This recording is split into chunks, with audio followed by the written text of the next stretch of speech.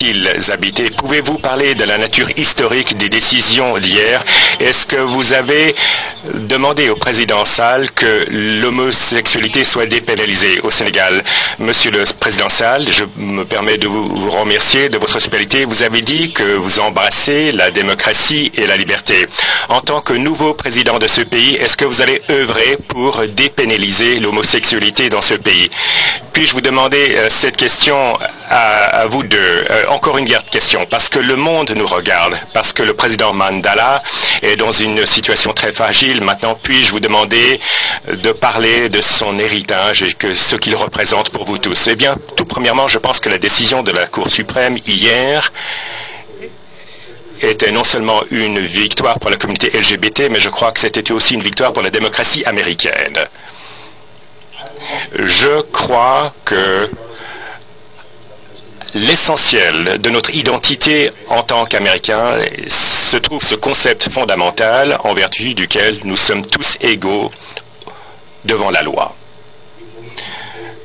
Nous croyons en l'équité fondamentale.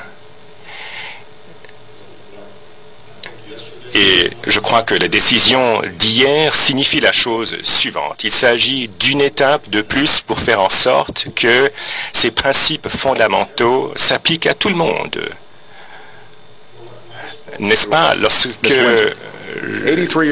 j'ai parlé à Mme Windsor, qui a 83 ans, et j'ai pensé aux 40 années de sa relation et de son partenaire qui est maintenant décédé, et elle qui a vécu assez longtemps pour voir ce jour,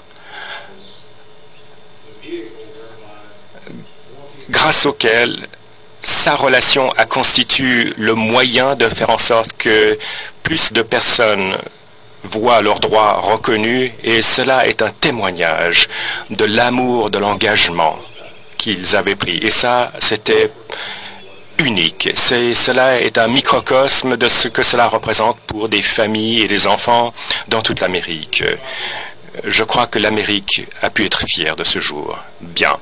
Comme vous l'avez dit, il y a toutes sortes de ramifications qui en découlent, car la Cour suprême n'a pas pris une décision qui s'applique sur le plan national, mais cela a tout simplement permis aux États de reconnaître la dignité entre personnes de même sexe, et en outre, le gouvernement fédéral peut nier les décisions de ces États. Nous devons maintenant analyser toutes les dispositions fédérales. Bien que nous n'ayons pas préjugé du résultat, j'ai demandé néanmoins à mon conseiller juridique à la Maison-Blanche de coopérer avec tous les juristes des ministères pour voir quelles seraient les dispositions, les statuts qui seraient concernés et quelles en seraient les conséquences pour nous sur le plan administratif, à savoir pour appliquer cette règle en vertu de laquelle les prestations fédérales s'appliquent à tous les couples mariés. Mais ce qui est vrai, c'est qu'il y a encore beaucoup d'États qui ne reconnaissent pas cela, et la Cour suprême va laisser le choix aux États de prendre ces décisions, et nous allons procéder à une analyse juridique des conséquences. Pour ma part, je pense personnellement, et je m'exprime en tant que président et non en tant que juriste, je pense que si vous vous êtes marié au Massachusetts et si vous déménagez dans un autre État, eh bien, vous êtes toujours marié, mais pourtant, au titre du droit fédéral, vous devriez pouvoir bénéficier des mêmes prestations au même titre que tout autre couple légalement marié. Et là, je parle en tant que président et non en tant qu'avocat. Nous allons analyser toutes ces questions et faire en sorte que nous puissions gérer ces questions de manière systématique et expéditive, car maintenant la Cour suprême a parlé.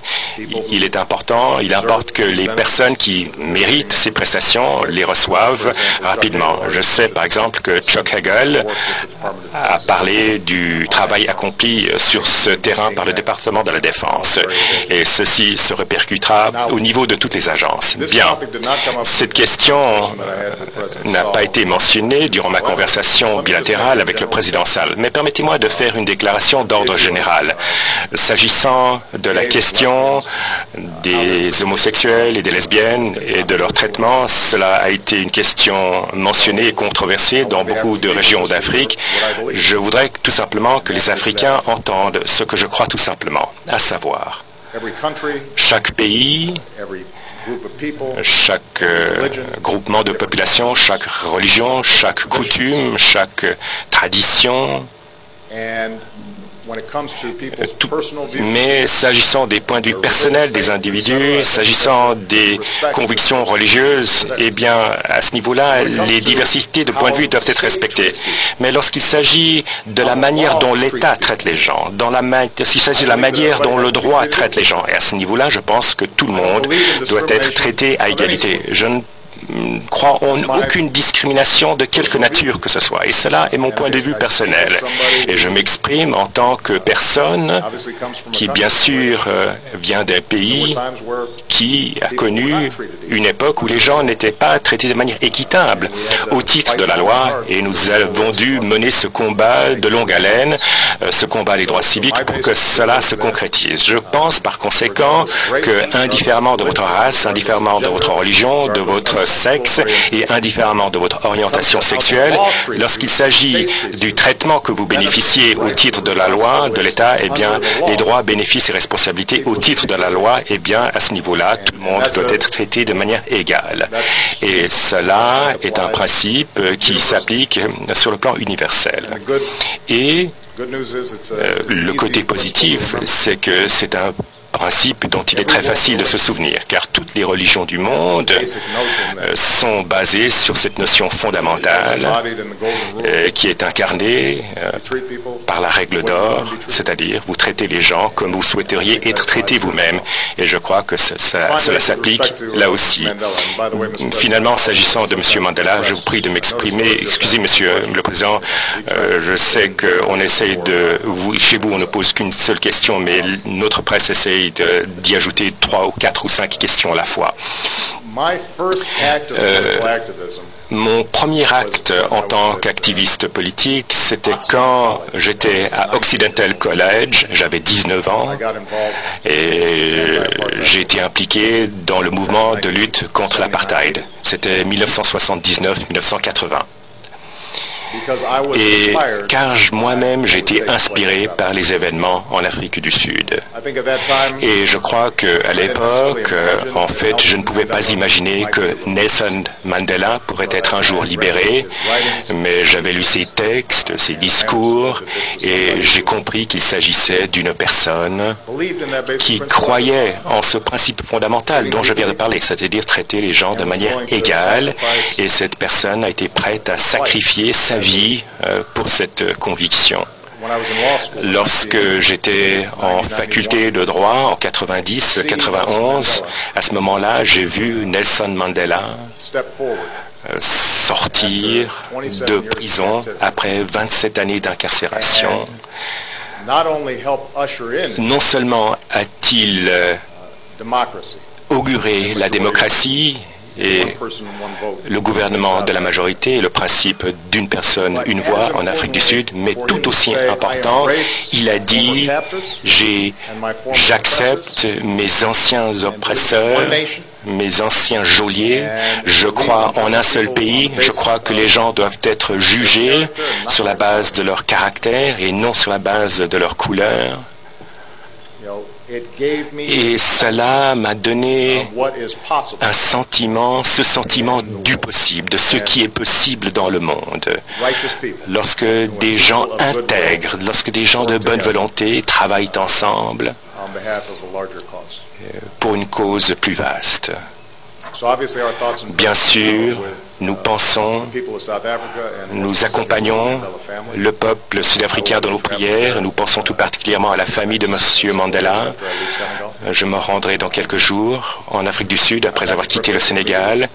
J'ai eu le privilège de pouvoir rencontrer Madiba et de discuter avec lui. C'est un de mes héros personnels. Mais je ne suis pas le seul à penser comme cela. Je crois qu'en fait, il est un héros pour le monde entier. Et Lorsqu'il nous quittera, je crois qu'il y a une chose que nous saurons tous, c'est que son bilan, son héritage sera pour les siècles. Oui, merci beaucoup. Je voudrais donner la parole et réagir en même temps. Oui, M. Alassane.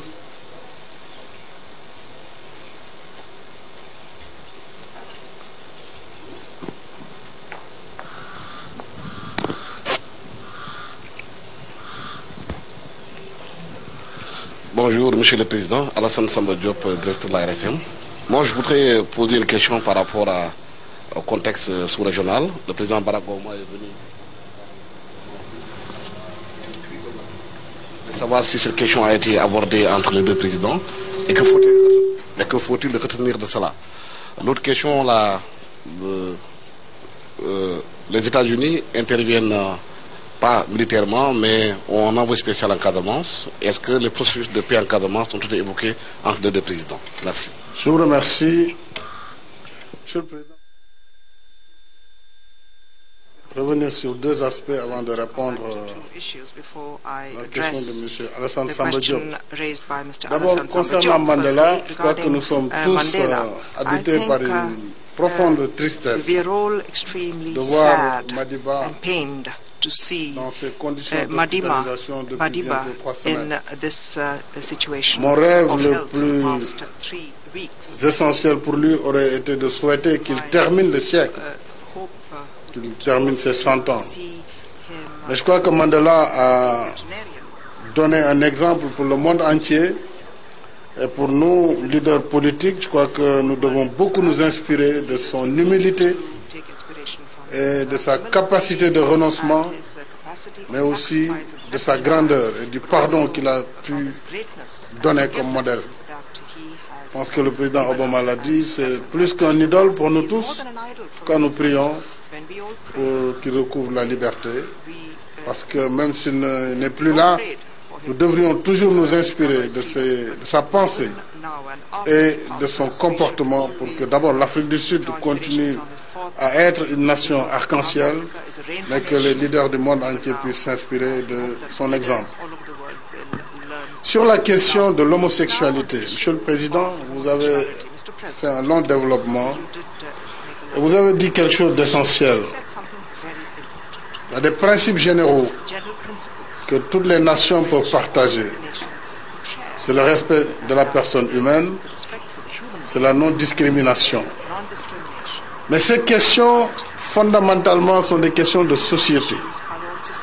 Et qu'il ne saurait y avoir un modèle fixe, applicable pour toutes les nations, pour tous les pays. Il l'a bien dit, nous avons des cultures différentes, des religions différentes, des traditions différentes.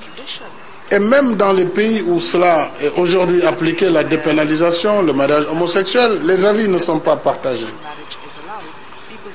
Le Sénégal, pour ce qui le concerne, est un pays tolérant qui ne fait pas de discrimination en termes de traitement sur les droits inaliénables de la personne. On ne dit pas à quelqu'un tu ne seras pas recruté parce que tu es un homosexuel, tu n'as pas accès à tel emploi parce que tu as une orientation sexuelle autre. Mais on n'est pas prêt à dépénaliser l'homosexualité. Je l'ai dit déjà en Conseil des ministres, c'est l'option du Sénégal pour le moment. Mais tout en respectant les droits des homosexuels.